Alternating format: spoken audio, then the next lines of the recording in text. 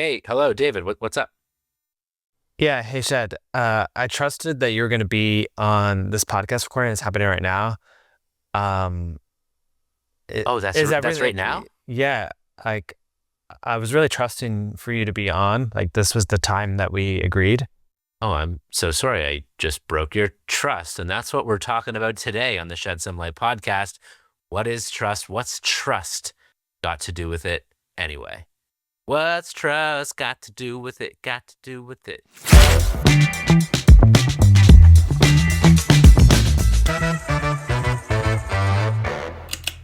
What's trust got to do with it? Got.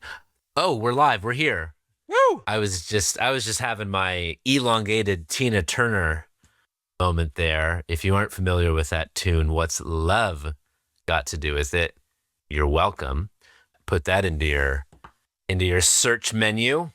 Classic track. Today we're talking about what's trust got to do with it anyway. If this is the first time you're joining us on Shed Inspires, welcome. We're talking about trust today, why it matters, what is it, how to build it. Of course, in the context of workplace culture, but really with any human relationship. So, looking forward to diving in there.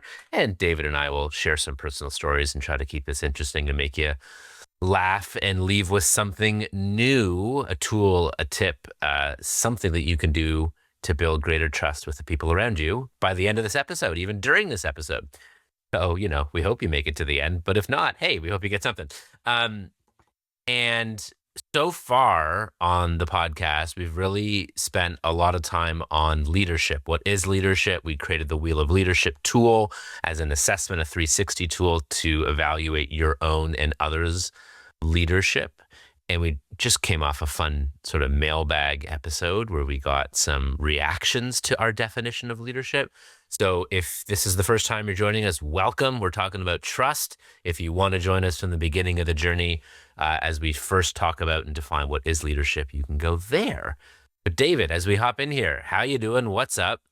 And anything for you to share before we dive into today's topic on trust? No, I've got nothing really related to the shaving. I'm using the same razor. I'm trusting the razor still. No, I'm excited to dive into trust. I don't have any so far right off the bat. I don't have any quirky, weird joke or thing to go with, but I'm just wanted to acknowledge that I still am using that same razor. Now, how often do you change the blade? Oh, okay, different conversation for a different time. I feel like we could do a three seasons on frequency of razor blade changing. Anyway, that's not why we're here today. But I should have said I trust you're doing well. But it's always good to actually hear how you're doing and not just assume. Um, all right, should we hop in? Yeah, I am doing well. And so thanks for asking. And but like what is trust? What does it have to, why does it matter? What does it mean for leadership? Like why are we talking about this, Shed? Yes, we're gonna go and share a definition of trust, but we always think it's good before we define a term, like why does it even matter? Um, in a few points here. So, in my view and mind, leaders are purveyors of trust and psychological safety. Leaders, the true test and measurement, I think, of or I would say one of the tests and measurements of effectiveness in one's leadership is the levels of trust that are built, maintained, grow. And I wrote a book on speak up culture, which very prominently highlights psychological safety. Psychological safety, as Amy Edmondson would define it, is an environment in which people feel it is safe to take interpersonal risk. And I think psychological safety lives within the larger, like you can't have psychological safety without trust. So leaders are purveyors of it. You can't have psychological safety. You cannot have psychological safety without trust. And we know that psych safety from Project Aristotle that Google did is the number one determinant of a high performing, high trusting team. We're also, next episode, we're going to talk about culture and put forth something that I call the culture equation. And talk about a workplace culture without trust. No, thanks. Hard pass. So this conversation on trust matters for the health, well-being, thriving. Trust is sort of a lubricant that makes a team and organization run better, smoother, faster. Trust is that oil or that lubricant. Oh, and that's the next point I wanted to say. So I just said it. Beautiful. So yeah, to me, that's why trust matters anyway. Anything you would add or highlight or challenge or differ there, David, before we define what we mean by trust? No, I think you got it. I think we're good to move forward. Cool. And as you're listening, whatever platform you're on, whether it's YouTube or Spotify or LinkedIn or whatever, hop into the chat if you think there's an element of trust that we have missed or misrepresented or aren't highlighting in a way that we could. Please add it in. But that's, to me, why trust matters. Should we move to the definition? 1, 2, 3. Yep, let's do it.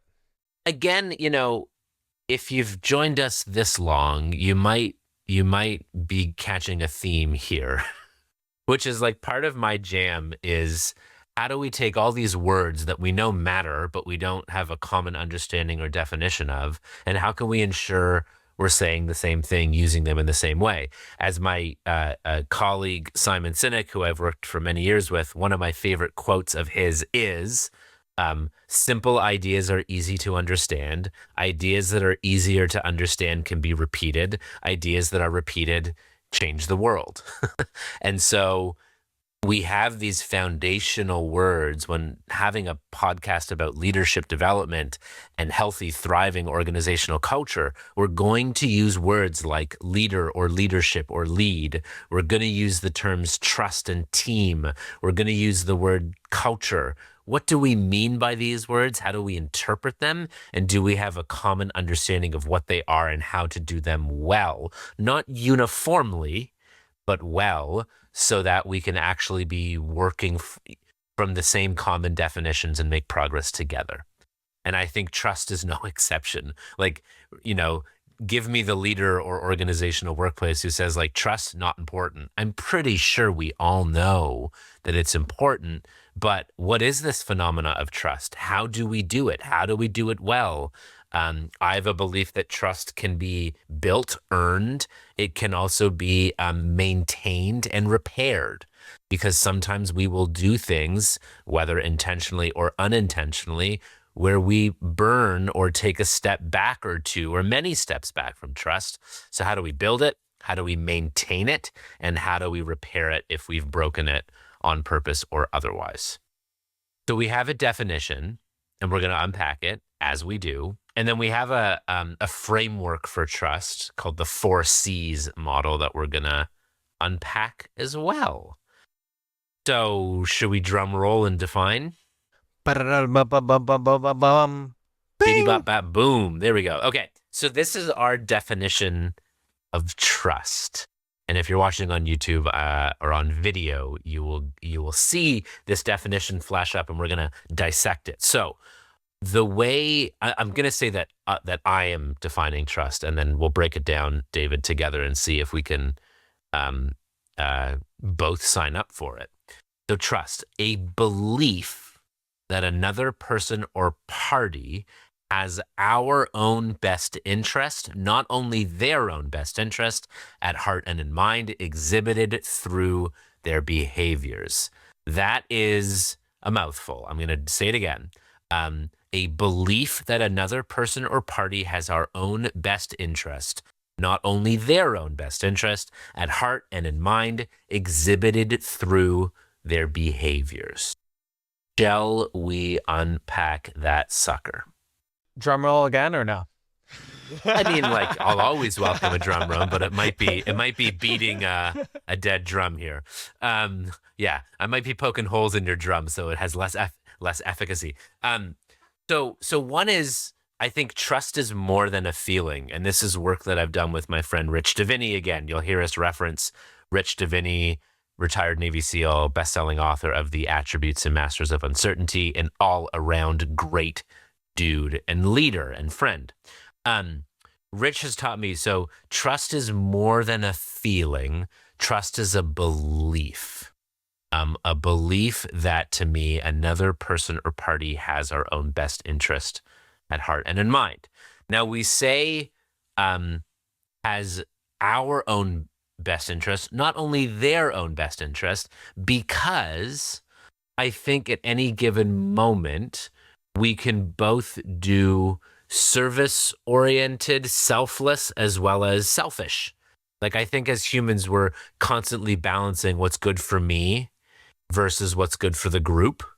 And sometimes an act of leadership is, you know what? I'm going to put what's in the best interest of the group ahead of what's in the best interest for me. And I'm willing to endure that sacrifice because it's what's better for the whole. There are other times where there are self-sacrifices that you're not willing to make. And that's okay. I don't think leadership and trust building is the work of martyrdom. I think it's a balance of, as Adam Grant highlighted in his brilliant book, Give and Take, that the most successful people are givers who also have their own agendas and set boundaries. The least successful people are givers who have no sense of their own agenda and boundaries, and they become martyrs or doormats. I will help you even at my own detriment consistently. So yeah, that's the have our own best interest, not only, or have somebody else's best interest, not only our own best interest at heart and in mind. What does this mean? What does this mean for listeners? They're trusting us that the pod is going to be good. They're trusting us. Yeah. Oh yeah. Oh, like in the context of someone listening right now. Yeah.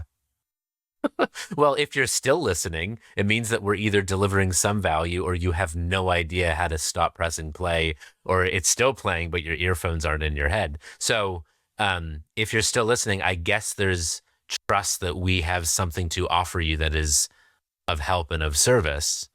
But at the same time, we aren't coming to your front door and only doing this for you and only you at whenever you want. That would, break a boundary for us on what we're willing to do. So I think it's this balance of, it's how do you find this healthy balance of what you're willing to do, what you're not willing to do, and balancing what's in the best interest of somebody else without sacrificing your own values, integrity, well-being in the long run. Some examples might help here if we want to hop in. And I think there's a couple examples we have of you and I, and then just like some fun examples out there. Should we go there? Let's do it. Yeah. Do you think we've subsequently answered the trust piece of our listener? Is there anything you'd add on that thread? No, I like it. I think it was fun just to really make it super meta, which I feel like that's a thing that we try to do around here. And we got more of that to come as well. But we might even change the name of the pod to Super Meta. Yeah. Yeah. Welcome back to Super Meta with Shed and David here. Okay. Traffic light. The other thought is we should just name this podcast Ski because both of our last name ends in ski. Okay. So okay, here's a fun one. I was shared the example of there's a relationship between trust and a traffic light. When I first heard this, I was like, what are you talking about? And then it was explained to me, and I have since then, I could never unhear this one. So when you approach a traffic light, whether you're driving or you're a passenger, and you see that the light in front of you is red, you stop. And we all have a shared experience of that. If anyone were to go through that red traffic light, it would be chaos, and it would break trust and code of what we do, right?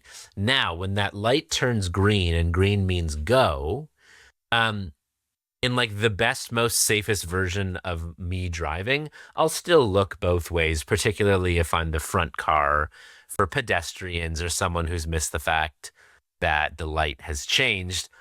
I've definitely gone through that algorithmic rabbit hole on Instagram that watches car accidents. I do it. It's quite interesting. So I look both ways. But if I'm honest, do I look both ways all the time? No. But because it's green in front of me, I implicitly have trust that the traffic light is working in the right way, competently and consistently, that when one direction is green, the other directions that should be red are red. And if multiple lights were green all at the same time, that would break trust because we would likely have multiple head-on or T-bone collisions. It would be chaos because it's not just overwhelm, it's chaos. Too much information coming at us and we don't know what to do because it's out of the norm. So we trust that the traffic light works as it should. This is like a common basic understanding and experience of trust. We trust our credit card company that if we have enough funds in the account to meet our credit limit, that when we go to use our credit card will work. All of these sort of basic things is an experience of trust. Green light, yellow light, red light. How you feeling right now? Yeah, I mean, the only thing that comes to mind is if I'm waiting at a traffic light in Florida, and sometimes those take 3 or 4 minutes to work. Funny, our team behind the scenes is based in Florida, so I hope they're laughing right now because we all get to that light in Florida, and it's like 4 minutes later it hasn't turned. Sheesh, that's a long light. Okay, so that's traffic light. Should we talk about an example of you and me here when it comes to trust? I'm trusting that this part's gonna go well. Let's do it. Okay. Well, so I'm remembering a time. It's actually really interesting. So it was kind of mundane, but then turned into something bigger, actually, if you recall. So this was early on in us being like, hey, let's do a podcast together. And we were like all gung ho. And I think you, again, from our previous conversation in previous episodes, you're high in accountability and you're high on commitment and you're high on follow through. That if we agree that David Dubinsky's going to jump, the question isn't when and how high, it's now and let's go. I'm going to give it my all. And so there is this experience. I remember this was probably, probably like 6 weeks ago now. Maybe it was the beginning of October. So now I'm dating this. Sorry. But we were like, okay, let's go. And then I looked at my calendar and we looked at your calendar and I'm like, well, can't do it this week. Can't do it this week. Can you do it? No, I can't do it this time. And we weren't going to be able to record for like a month. And my experience of that was kind of like, yeah, whatever.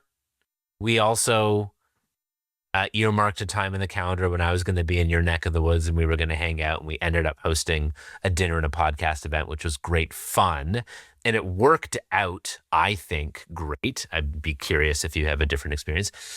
But I could sort of sense on the other end this there was a shift in mood. There was sort of an implicit, I make up a story that David is not satisfied right now. And I had a choice. And by the way, I'm teasing a future episode where we're going to talk about how to have hard and worthwhile conversations, because this is an example, I think, of a hard and worthwhile conversation. Either we could have let the implicit stay the implicit, or I could dip in and move toward the tension, which I chose to do because there's trust. There was already the baseline of trust in our relationship and friendship was already coming along. It was already at a good, healthy state. And again, trust is built better when the waters are calm, such that when the waters are rough, we have something that we can lean upon, as opposed to the hard work of trying to build the trust during stress, change, uncertainty, challenge, right? And so we hit a point of stress or tension. I noticed it, right? And now it's either you had a choice to speak up and say hey, I'm disappointed, or this is not what I wanted. Or I had the choice to be like, yo, what's going on over there? Which is what I did.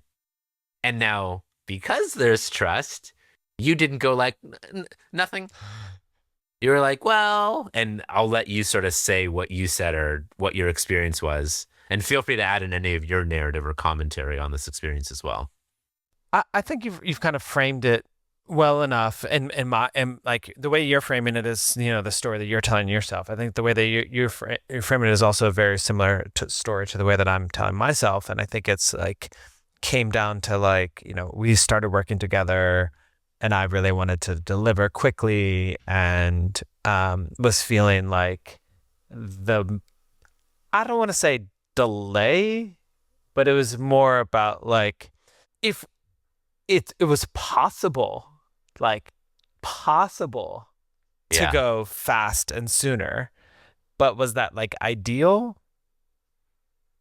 Not as Yeah. much. Yeah. Yeah, it was Yeah. like not as much to move really fast. And so I think, um, but if we think about it from trust, it was like, well, it's better to get to, it's almost like better to do it right than like rushed. Or well. Yeah. Yeah, Yeah. yeah, yeah, Yes.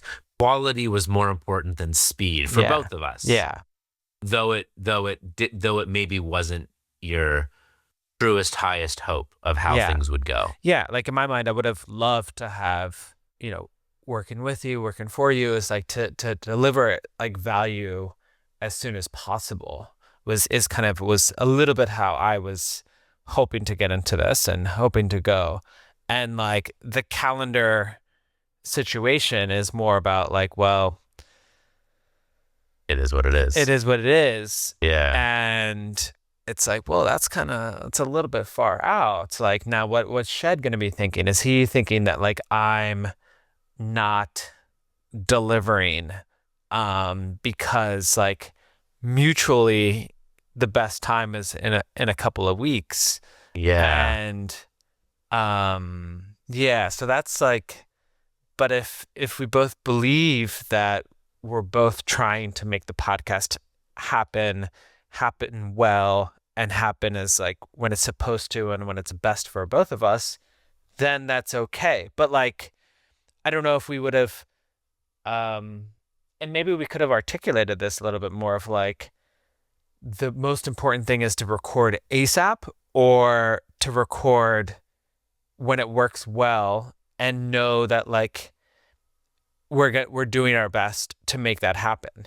I think like that Yes. wasn't exactly articulated, and that's okay. Like there's no Yeah. way to have the whole entire project scope like Well, yeah, yeah. Keep going. I have like things swirling in my head, but yeah, finish your I, point. I think I'm basically there. The light's green for you now. Nice. Meaning it's red for you. Understood. So one, the joke is, what's the key to happiness? Lower expectations. And to me, this is so interesting because I think in the moment your expectations were, I don't want to say higher, but different. So we're like, okay, let's go. And I'm like, okay, let's look at my calendar. Um, and I'm like, well, I have 6 client gigs in the next 3 weeks or more. And so we found when it worked, and it meant that we also could meet up in person and host an event before we formally started recording, which was really cool too. What this also highlights for me, David, is like a nice myth busting of trust isn't about pleasing people. You can actually disappoint or give someone an experience that is less than ideal in what they want, but be explicit with it, own up to it, apologize, like get on the same page. This was like a brilliant example for me of, we were like humming along, and I'm like, oh, David is concerned, or I sensed a change in energy. I didn't know what it was. I asked you about it. We spoke about it. And I even felt that we ended that conversation in like a damn, like, would have been nice to get things moving quicker. And I think we even said like, I'll commit to get back to you and you'll commit to get back to me should some of our commitments and things fall through. And one of them, which you acknowledged in a previous episode, was there was a day where I wasn't on the road and I was home in Toronto and my office and studio here.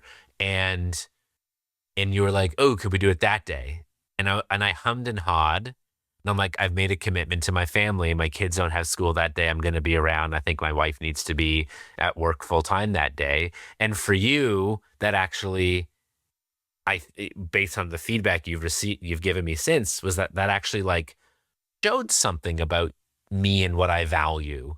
And you're like, oh, wow, like this guy's willing to put, like I said, no to weekends and no to evenings typically, unless I'm on the road or in your city, because when I'm home, I have these commitments to my family. And that's like a boundary I'm willing to put in that either you will respect or you won't. And fortunately, you do, because if you don't, we'd have an issue.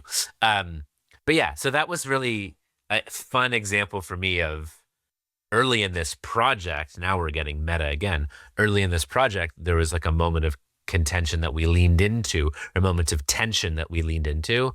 And though we left kind of a bit like, oh, we wish we could get going a bit sooner, we've made the most of it. And I don't think it's hurt trust. I think it's actually built more trust than hurt trust. Yeah. And I mean, I think, there wasn't like a sour taste, and it was just kind of like maybe not for you. I'm kidding. I'm kidding. But then you followed up and confirmed. You said, I think like a couple of days later, you were like, oh, by the way, like the calendar is still like those dates that I said I can't do. I still can't do this. Yeah. See, yeah. And that red light I told you, or that yellow light, it is still red. Yeah. Yeah. And that, yeah. I mean, like that, was an action to that, I think, further built trust. Yes. Nice. Beautiful. Yeah. So far, we hope we've answered why trust matters. We hope you've enjoyed our little story here, and the therapeutic way in which we've spoken about our tension publicly. So thank you for that. The other piece in the definition, so a belief that another person or party has our own best interest, not only their own best interest at heart and in mind, exhibited through their behaviors.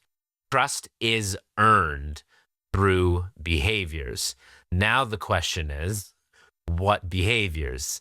And in the vein of us attempting to provide you with tools and practical things you can do to make a difference in how you lead, how you follow, how you build trust, effective, high-performing, high-trust teams, and healthy, thriving organizational cultures, let's go. We have a tool for you to help unpack, understand trust. Here's a fun thing. I often do this. This is totally unscripted. So, David, this will either be a stroke of genius or we will edit this out. When I do workshops or even keynotes where I talk about trust, I'll often ask participants to do this. And I've never done this with you, so let's just do it. It'll be fun. Okay. Think of someone in your life. This could be professional or personal, but the first person who comes to mind when you think, I trust this person deeply. And listener, and I like to call you a team member because you're on Team Shed here. As you're listening, feel free to do this with us too. But David, who's the first person? You don't need to say their name if you don't want to, but like as long as you got it, let me know if you got it. Okay. Think of a specific time in which they behaved in a way that earned greater trust. So think of a time where you're like, I trust this person more. Could be small or could be monumental.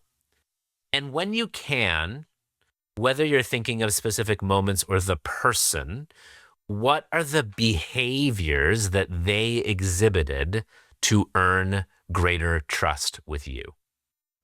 Got it. Okay. What are some of those behaviors or behavior that has come to mind? Taking action. So there was taking action. There was also like care and thoughtfulness. Probably listening too. If there's care and thoughtfulness and action that is like, yeah, that's what I want. I'm assuming they would have to be display good listening too. Yeah, 100%. Okay. What else? Like fast, like it was quick. So speedy. So it wasn't just like taking action. It was like like responsive and I don't want to say aggressive, but like Yeah. um But like and acted in an appropriate, timely manner, yeah. considering you, your preferences, and the Yeah, context in the context. or Yeah. Yeah. circumstance. Yeah. Yeah. Nice. Um and I would say like, yeah, going back to listening, like this action and activity that I'm thinking about, like it wasn't it was the thing that needed to be done, and we didn't even really like talk about that this specific activity that was done, an action that was done. It was the right thing to do, but it wasn't like, oh, should we do this? Like this person just did it. Hmm. Do they need to seek your permission or like let you know what they were going to do, or not really in the circumstance you're No, not thinking really. of? No, I think like Okay. in this just in general, this person and I, or I, yeah, we've developed such trust where like if there's an intuitive sense of that this person thinks it's the right thing to do, this person will just do it Nice. and trust that like you know, I don't need to sign off on it or like it's just like gets it done. Cool. Either with this person or another, has there been a time where they've misstepped or anyone has like, oops, I did a thing that wasn't what you wanted and you owned up to it, or you could have the conversation like, oh, I did the thing I thought I should do, but it was the wrong thing, but yet you could still build trust or own up to it or clean it up. And now I know I'm really taking you on a detour, so stop me in my We tracks said we if I said should. this pod is all about the meta-ness of us, so Yes. we're diving more into the meta-ness of just opening up on what's our lives here. So has there been a situation where someone did something that was in their mind the right thing to do, but yet But it it wasn't actually, right by you, yeah. and you like cleaned it up or had that combo. Mm. Because I'm getting the sense, because here's another fun thing about trust is trust isn't the same. It isn't necessarily experienced the same uniform way by all people, because I get the sense that you appreciate like swift action, but some other people might not. Some other people would be like, I wish that you exercised more discernment not to act or paused or waited and consider, you know. Yeah. So that's just one thing I'm And appreciating. this came up in the dinner pod, which was like Yes. the like decisiveness versus like Situational awareness or yeah, and consensus and um collaborative. Yeah. yeah.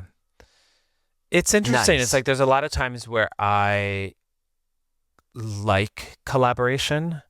Mhm. But there's a lot of times I like just decisiveness. Um,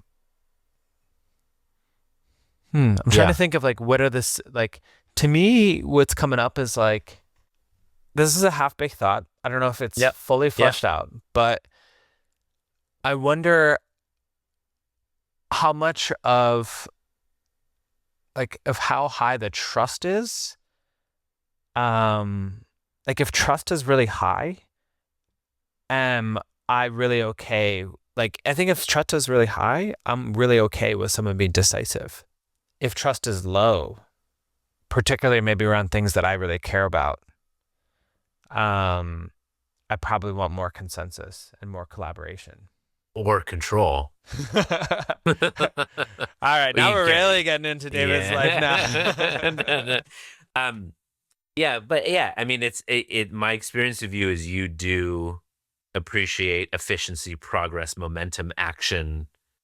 I'm often surprised by how quickly we will agree on something and then it is done or in my inbox, but not done in poor quality.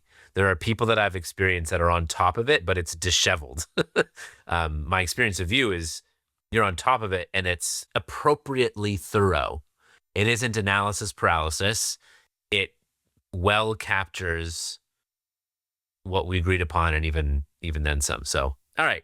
Well, thanks for willing to go on that little follow my intuition in psychoanalyzing David.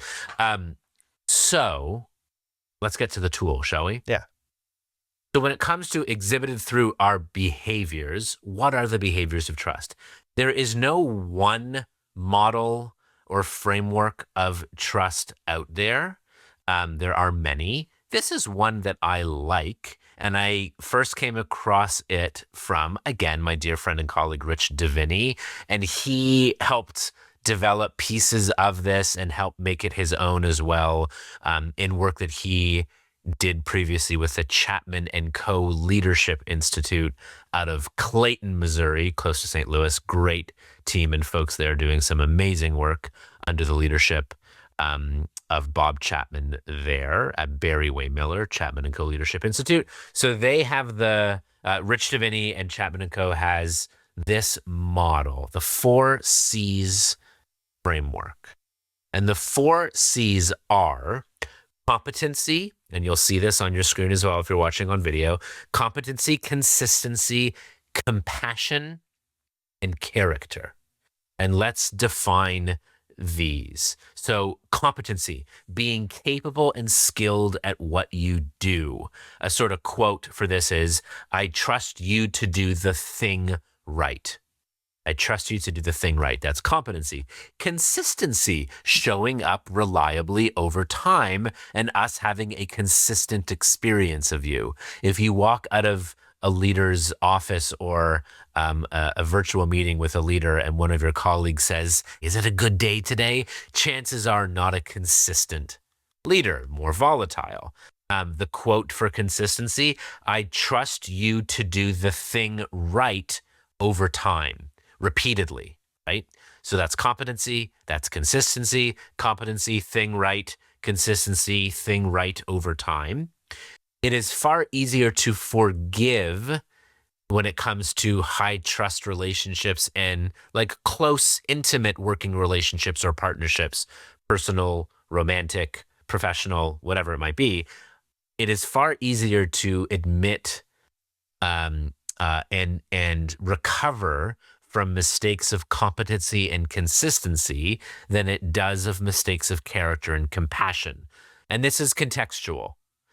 If it has to do with your taxi driver or limo driver or Uber driver, you don't care as much about character and compassion because that is a short-term transactional relationship. You care a lot about competency and consistency in that context.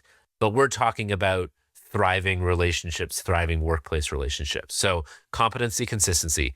Competency, you do the thing right. Consistency, you do the thing right over time, repeatedly. Character. Character is having integrity or strong values. The way I define integrity is you do the right thing as defined by the team or the group. Integrity is subjective. You do the right thing, especially when it's hard, and especially when no one's looking. The quote for character, I trust you to do the right thing as defined by the team. So competency, you do the thing right. Consistency, you do the thing right over time and repeatedly. Character, you do the right thing. We tracking, David? Yep.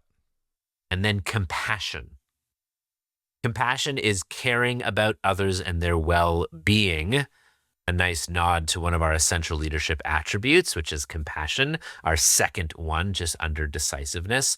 And you, David, this was one of the first ones that you said when reflecting upon the person whom you trust deeply. You like you said, thoughtfulness, and they care about me and my well-being and my interests. And that's what compassion is, right? So the quote for compassion, I trust you to do the right thing for someone because you care about them as a human being. And for me, compassion, I wonder if it's a requisite or certainly it's an amplifier, is the platinum rule. So we all know the golden rule. I'm teaching this, and I've been teaching this one to my 6-year-old son for a number of years now, which is treat others the way you wish to be treated. Basic human decency and respect. However, us adults and leaders out here, we can't just go around treating everyone the way we wish to be treated. We have to do the work of compassion, which is the platinum rule. Treat others the way they wish to be treated. So if I know about David that he cares about taking action and efficiency and stuff happening and being true to our word, I know even, heightened than my preferences, I need to be mindful of that in my trusting teaming relationship with David so that I can show up not just with character for what's right for me, it's what's right for the team, and compassion, what's the right thing for the person next to me or the people next to me on my team that I care about, or my client or my vendor or my life partner or my best friends or kids. So those are the 4 C's: competency, consistency, character, compassion. And if we wish to optimize or grow trust to its highest levels, we should focus on all 4 of these, particularly in the context and relationships where all 4 of these really matter. Because like I said, it is context dependent. Thoughts, pushbacks. I was like, you looked at me and I was just internalizing that, and you were like, "What's going on over there?" And I was like, I'm taking that in. Nice. Yeah. The other thing, like, again, we're sharing linear tools for human dynamics. And like, what I hope this tool will help with is for you to reflect on your own leadership and behavior of, given my current context, the role or roles that I'm in, the identities that I have, which could be friend, roommate, parent, project lead, CEO, whatever. How am I doing when it comes to competency, consistency, character, and compassion? How are the people around me doing in these? How can I be intentional with how I could earn them more? How could I be intentional with what I'm expecting in the behaviors of others for me to feel them more? And like moving judgment aside and trying to move personal bias aside as well, though those things are very hard to do. But that's our hope. It's kind of weird if I show up in my meeting with David and I'm like, I'm going to work on my character muscle right now. Like, trust isn't that robotic, but I do think it is helpful to reflect upon these areas. Fortunately, we do have a tool for this. I wish we could say it's our tool because it's brilliant, but we're leaning into great tools from our network of wonderful people. So Rich Diviney and team at the Attributes has a couple of tools, and we have wait, what was the name of the show? Was it Meta? I forget what our name of the show is. Okay, it still sheds some light. If you go over to the attributes.com, there are a couple assessments. One is called the Trust Fall Assessment, and the fine print on the label of that is that you don't have to do any trust falls on your teams to take the assessment, but it measures your level of trust across the 4 C's on your team. Great diagnostic tool. They have a ton of amazing tools at theattributes.com, so check those out. You can use promo code SHEDSOMELIGHT15, number 1, number 5, and we'll put this in the show notes in all the places. SHEDSOMELIGHT15 if you and your team want to take and check out the Trust Fall Assessment to measure your levels on each of these 4 C's. And there's a brilliant report to help you behave in ways that grows and earns more trust. You can also, they have an amazing, really insightful, cool assessment on your attributes as well from Rich's book, The Attributes, plus a bunch of others. I think they're up to like 39 or 40 or 41 different attributes of high trust, high performing individuals and teams. So use the code SHEDSOMELIGHT15, number 1, number 5, SHEDSOMELIGHT15 at theattributes.com for the Trust Fall Assessment and the Attributes Assessment. And they're brilliant. Let us know what you get back or what questions you have, or reach out to the amazing team at theattributes.com and Rich Diviney. I've got a question. Okay. Yes, I was going to say before we wrap up, I know we have, we put some ideas and questions as well, but yeah, where are you at? What's up? I was just going to say, we talked about all this about trust here. How should people think about this in the workplace? Well, hopefully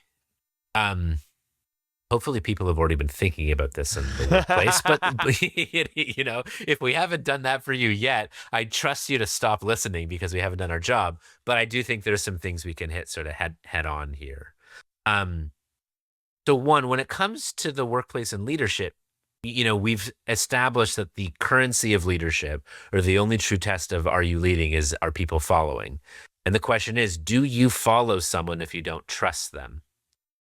And I mean, if you are low on all four C's, I would have a hard time believing you would trust that person unless you still make up a story that following them will lead to a better or more positive outcome or beneficial outcome to you. But I think that's transactionally following. If you're to follow someone enduringly for the long term, sustainably, and over different contexts, projects, teams, workplaces as well, um, I think there needs to be trust. So, what is it? Love and marriage, right? You can't have one without the other if they work well. I think trust and leadership, trust and culture, they're intertwined, is sort of one thing that comes up to mind there. Cool. Yeah, yeah. Um, Here's another question we have. How do I build trust if I'm stepping into a new role where the inherited levels of trust on a team are very low? Often get this one of like, yeah, I'm trustworthy or I value trust, but I'm taking over for a team and people don't trust me because of the baggage that's being brought in from the previous leaders or previous workplaces. In that scenario, for me, I think it's important to call a spade a spade. Like, understand what's going on. If you don't understand what's going on, get some data, ask for some help, do a survey, whether it's anonymous or not. What's it been like here? This is the type of workplace I want to have. We don't have it yet. Where are we at? And then how can we own up to it, or at least speak to without damaging previous folks or leaders, but just be like, this is what it's been. This is what I want it to be. And I'm going to exhibit the behaviors here to try to make it so. And I invite you to do it as well. So like we opened with, trust ought to be built, maintained, and repaired. We can repair trust even if it wasn't ours that lost it in the first place. If it's just like we have inherent distrust in leader, well, I'm now your leader. I'm going to work to earn it back. And I invite you to dance and tango with me as well to bring these four C's to life. If you're game, because it's a lot healthier, it's a lot more enjoyable, and we'll get some better results if we work on this thing called trust. And I hope the four C's is a model that can help. I like it. I like it. Cool.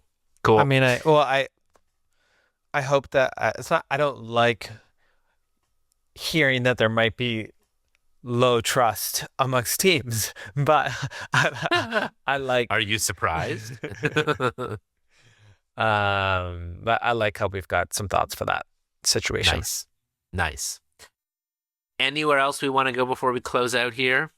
I mean, I'm okay. I'm fine with not getting psychoanalyzed again. Yeah. And I appreciate you saying that out loud. It builds greater trust with me that you're clear on that boundary for yourself. Next David. episode, it's we'll see if it pops up. So David's back in the hot seat. Yeah, so you you definitely got to listen to the next episode to see if that happens. But this is going to be a mystery along the way as we improv and stuff. So yeah, I have two more things to share. Cool. And then we can close out. One is, there's the old sort of cliche, and they're cliches because most of them are true. Trust is like drops in a bucket. It takes a long time to build, but in only one foul swoop, you can, dump out all the water at one time and ruin it, or break trust completely, which I think is true. However, there is a way that we can expedite trust building. One of the ways is reputation. So if you introduce me to a friend and you're like, Shed, I want you to meet so-and-so. I trust them. They're fantastic. You should meet for this reason, which could be you should just know each other, right? I will inherently trust them more because a trusted friend and colleague is introducing me, right? The other thing that I think is fun, because trust is relational. If you get a random LinkedIn connection from someone that you have no idea who they are, and you're like, 58 mutual connections. I'll bite. There's a reason that the 58 mutual connections is linked. It's called reputation.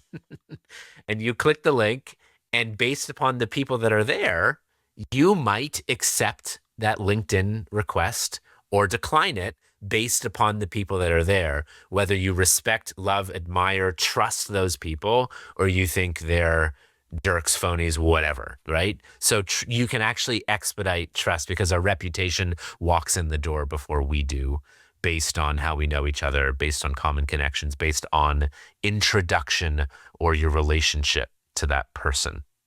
So that's a fun thing.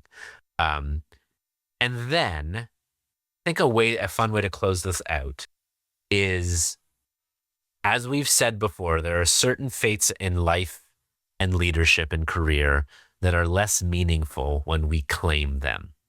I think my credibility would go down, or it will go down because I'm going to say them, but I don't mean them. I'm such a good dad. I'm such a good listener. I love leadership. I'm a great leader. Like, what? I am trustworthy. Like, I invite you to trust me or that person less. Our trust is earned and exhibited through our behavior. Again, our belief, a belief that another person or party has our own best interest, not only their own best interest at heart and in mind, exhibited through their behaviors. The greatest way to know if you're trustworthy is when people say, I trust you. I trust you. And when someone takes the risk to say, hey, can you give me feedback on this? I trust you and your opinion. The greatest test of trust is if people indeed trust you. David, anything else here before we close out and you can focus on your next shave here? I think this is the right time to move on. Cool. I don't have any facial hair, so I'm good. We can move on. Yeah. Yes. Thank you all for joining us again. This is your friend Shed and David Dubinsky here for Shed Some Light. Next up, we're going to do the culture equation. I've devised an equation for culture that I've actually run by some mathematicians, and they said it checks out. So that's pretty cool. Join us next time as we're going to talk about how to cultivate healthy and thriving organizational cultures. Boom. See you next time. Thanks for joining us on Shed Some Light.